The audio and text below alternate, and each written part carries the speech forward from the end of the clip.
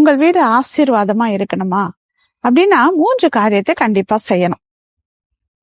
நம்முடைய வீட்டுல முதலாவது தேவையில்லாத குப்பைங்க, தேவையில்லாத காரியங்களை முதல்ல வீட்டை விட்டு எடுத்துட்டு நாம இருக்கிற இடத்த நாம சுத்தமாக வைத்து கொள்ளுவது ரொம்ப அவசியமா இருக்கிறது.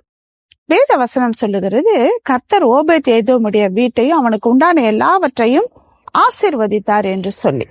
அப்படியாக அந்த வீட்டுக்குள்ள என்ன இருந்தது அப்படின்னா உடன்படிக்கை பெட்டி இருந்துச்சு. அந்த உடன்படிக்கை பெட்டி ஓபேத் ஏதோமுடைய வீட்டுல இருந்த போது 3 மாதங்கள் ஆசீர்வாதமாக இருந்தது என்று.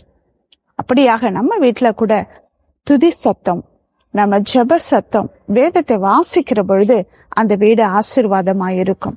2வதாக சகேயு ஆண்டவர் எப்படிப்பட்டவரோ என்று பார்க்க அவன் வகை தேடின போது ஆண்டவர் இயேசு கிறிஸ்து சொன்னார், இன்னைக்கு நான் உன் வீட்டுக்கு வரணும் என்று சொன்னேன். அந்த வீட்டுக்கு வந்த போது ரட்சிப்பு, சந்தோஷம் எல்லாமே அந்த வீட்டுக்குள்ள உண்டானது, ஆசீர்வாதமாய் மாறினது.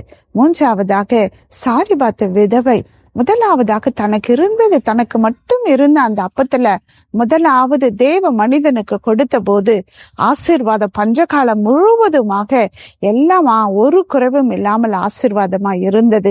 நீங்களும் இதே போன்று உங்களுடைய வீடு ஆசீர்வாதமா இருக்க வேண்டுமானால் வீட்டுல ஜெப சத்தம், துதி சத்தமும் எப்பொழுதும் வேதம் வாசிக்கிற பொழுது, அடுத்ததாக நாம் ஆண்டவர் எப்படிப்பட்டவரோ என்று ஒவ்வொரு நாளும் தேடுகிற பொழுது ஆசீர்வாதம் உண்டாகும்.